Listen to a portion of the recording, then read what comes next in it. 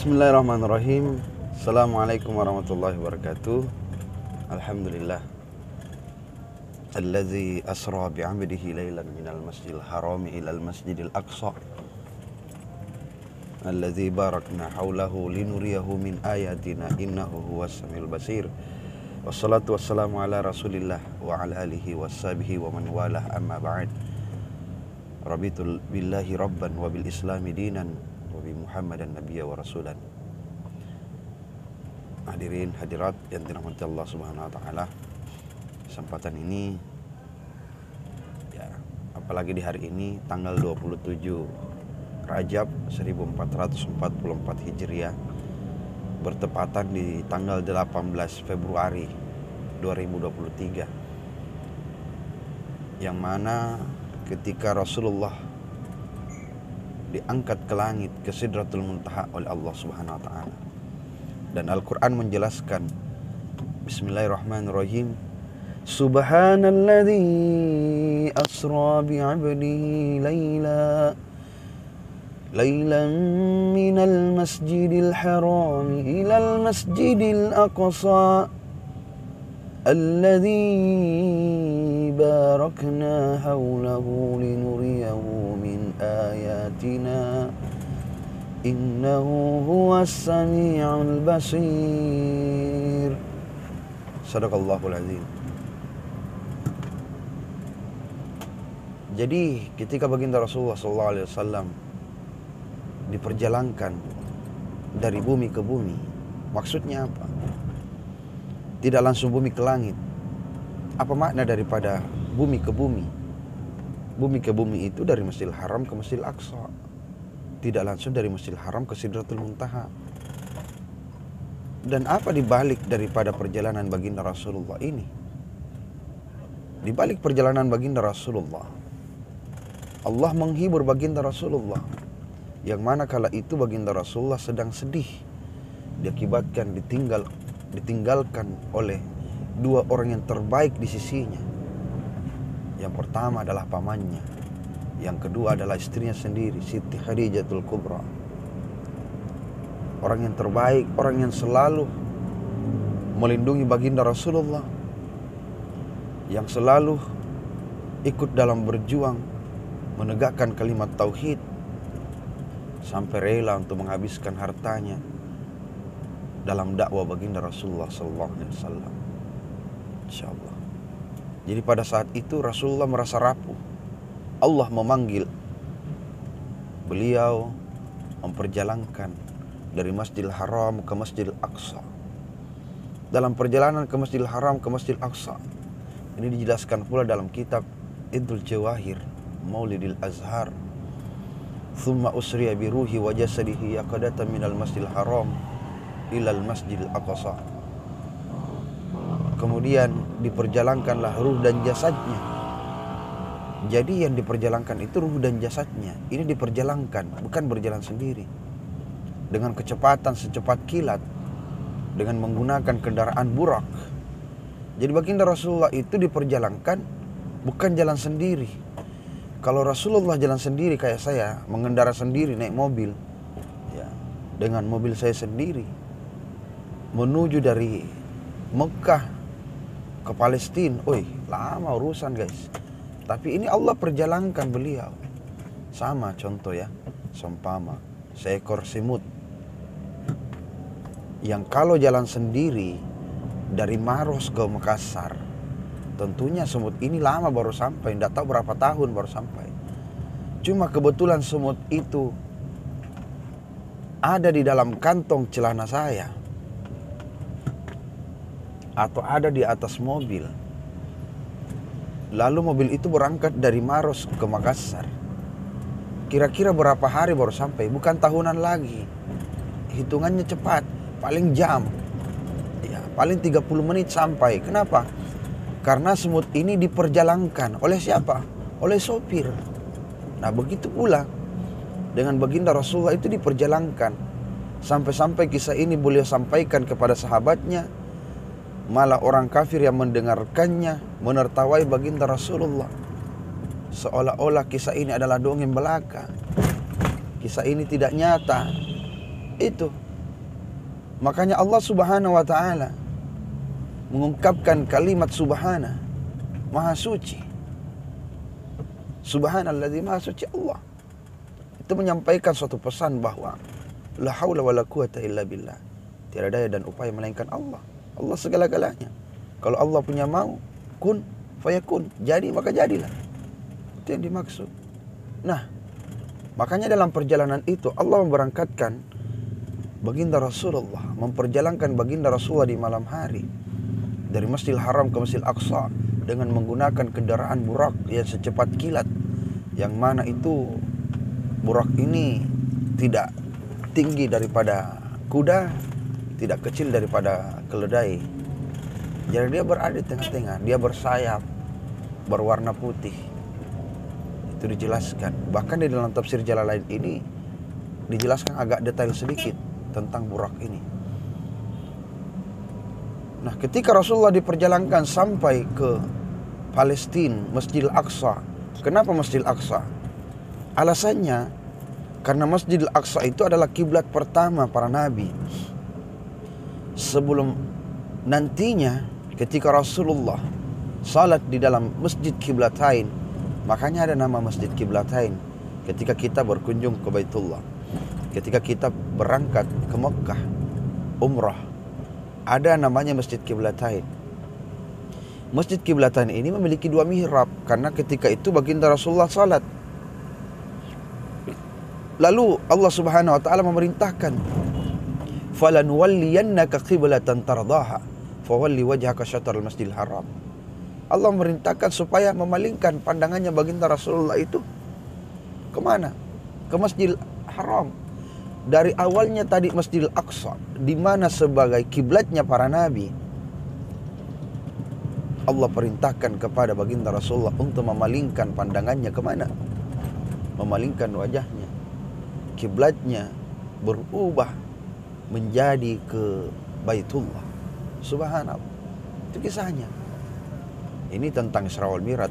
Memang Isra itu diperjalankan di malam hari dari Masjidil Haram ke Masjidil Aqsa. Sedangkan Mi'raj itu dari bumi ke langit. Itu Mi'rajnya baginda Rasulullah. Ini kita masih bercerita tentang Isra'nya. Nah, ketika baginda Rasulullah SAW Isra ini, Rasulullah itu diperjalankan, dihibur oleh Allah dari Masjidil Haram ke Masjidil Aqsa, dari Mekah ke Palestina. Barakna haulahu linuriyahu min ayatina. Jadi Allah itu memperlihatkan bagaimana nantinya ini ke depan gambaran daripada dari Mekah ke Masjidil Haram, dari Masjidil Haram ke Masjidil Aqsa, dia perlihatkan bagaimana kondisinya nanti. Maka Rasulullah akan lihat. Rasulullah lihat bagaimana nantinya di sini banyak gedung-gedung yang megah. Wah, bayangkan ya. Jadi baginda Rasulullah itu diberikan oleh Allah mukjizat bisa lihat masa depan. Bisa lihat masa depan. Ya sama dengan hadis-hadis beliau. Kiamat tidak akan terjadi sebelum tanah yang tandus ini, tanah Hijaz, Mekah dan sekitarnya ini menjadi menghijau.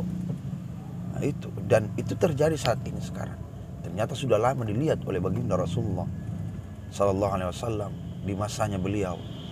Sampai baginda Rasulullah Sallallahu Alaihi Wasallam itu menyampaikan bahwa di hadis-hadis yang lainnya, orang-orang yang tak bersandal itu dulu ya mereka dari Dubai, dari Qatar ya.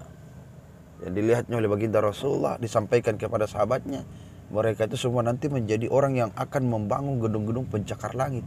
Dan itulah yang terjadi sekarang di Dubai, di Qatar, yang dulunya orang-orangnya hanya berpindah-pindah dengan kemah, tapi sekarang apa? Sekarang menjadi raja minyak di dunia. Sama dengan Arab Saudi.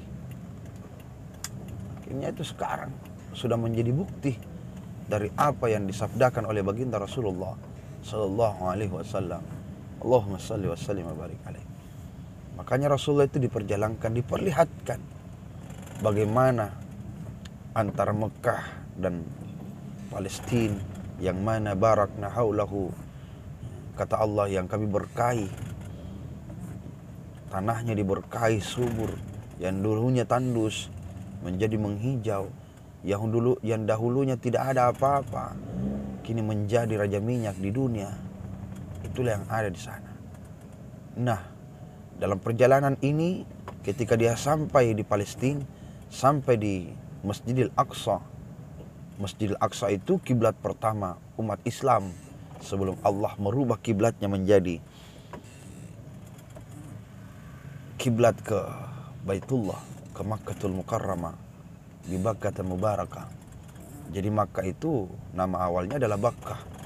Dalam Al-Quran, inna awwala baiti wudi'a lin-nasi lalladzi bi Bakkah Mubarakah.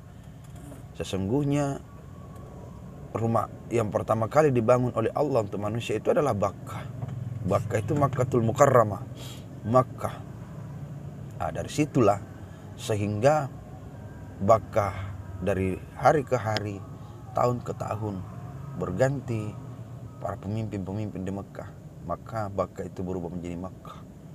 Sampai ketika kaum Quraisy mendudukinya, kakeknya baginda Rasulullah menjadi penjaga Baitullah pada saat itu. Maka disitulah baginda Rasulullah ditawafkan oleh kakeknya yang dahulunya Ahmad, nama beliau berubah menjadi Muhammad sallallahu alaihi wasallam. Nah, sahabat-sahabat semua yang dirahmati Allah Subhanahu wa taala, sampainya di Masjidil Aqsa, baginda Rasulullah dipertemukan dengan para nabi. Ini dikisahkan di dalam tafsir Jalalain. Jalalain itu dikarang oleh Jalaluddin Al-Mahalli dan Jalaluddin As-Suyuti. Nah, dua Jalaluddin, dua ulama yang bernama Jalaluddin. Ini antara murid dengan guru. Nah, lanjut. Ketika Rasulullah berada di Masjid Aqsa, dalam tafsir itu, bahkan di dalam riwayat yang lain itu menyampaikan Rasulullah SAW itu melaksanakan sholat berjamaah bersama dengan para nabi. Nah, yang menjadi pertanyaan besar, bagaimana baginda Rasulullah sholat? Bagaimana baginda Rasulullah tahu cara sholat? Nah, ini yang menjadi masalahnya. Sedangkan belum ada perintah sholat. Ternyata baginda Rasulullah SAW dalam riwayat itu menyampaikan bahwasanya melaksanakan sholat itu menggunakan sholat millata Ibrahim Hanifah. Dia menggunakan cara sholatnya Nabi Ibrahim alaihissalam. Nah, ini cara sholatnya Nabi Ibrahim saja tidak tahu ini bagaimana. Ya, cara sholatnya Nabi Ibrahim. Ternyata Nabi Ibrahim ini adalah kakek buyut daripada baginda Rasulullah. Jadi Nabi Ibrahim itu kisahnya begini. Dia memiliki dua anak yang bernama Ishak dengan Ismail. Nah, Ishak ini banyak melahirkan nabi. Banyak melahirkan nabi, termasuk Nabi Musa. Cikal bakal nanti berdirinya Yahudi. Nah, termasuk Nabi Isa, banyak. Zakaria, Yahya, itu semua dari Nabi Ishak. Nah, sedangkan Nabi Isa ya, Nabi Isa itu cikal bakal berdirinya agama Nasrani. Sedangkan baginda Rasulullah itu lahir dari Ismail, keturunan Ismail, jauh ke bawah, dan sebagai nabi penutup. Nah, makanya dia adalah cucu cicit daripada Ibrahim alaihissalam. Nah, itu makanya di situ dia menggunakan cara salat Nabi Ibrahim. Wallahu a'lam bishawab. Nah, ketika ingin berangkat naik ke langit, subhanallah, apa yang terjadi? Pasti Anda penasaran. Saya juga penasaran. Karena di atas langit ini pasti ada alasan kenapa Allah Subhanahu wa taala menyimpan para nabinya di atas langit. Contoh Nabi Adam di langit pertama, Isa Yahya di langit kedua, Yusuf di langit ketiga, langit keempat Idris, di langit kelima Harun, di langit keenam Musa, di langit ketujuh Ibrahim. Ya, kenapa nabi-nabi itu berada di atas langit dan tingkatan-tingkatannya berbeda? Kenapa Nabi Sulaiman tidak ada? Padahal Sulaiman itu lebih jago kalau kita pikir ya. Sulaiman bisa berbahasa hampir seluruh binatang, bahasanya dia hafal semua, dia tahu. Bahkan angin pun dia bisa perintah. Ratu Balkis pun dia bisa luluhkan. Apalagi ya, negara Sabah dia bisa pindahkan istananya, Masya Allah. Jadi bagaimana? Pasti Anda penasaran, kenapa bukan Nabi Daud di situ di langit keempat mengganti Idris? Karena Idris kan cuma nabi yang pertama kali bisa menulis. Ya, tapi apa kehebatan yang lainnya? Tidak ada kok. Lebih hebat Daud daripada Idris. Nah, ini menjadi pertanyaan di dalam benak kita mungkin selama ini. Nah, mau tahu kenapa nabi-nabi itu ada di langit dan sesuai dengan tingkatannya? Karena kehebatan para nabi itu mungkin nanti kita akan lanjut di pertemuan yang akan datang. Mungkin sampai di sini, lebih dan kurangnya mohon dimaafkan. Nallahil musta'an wal itiklan, wabillahi taufik wad wal irsyad.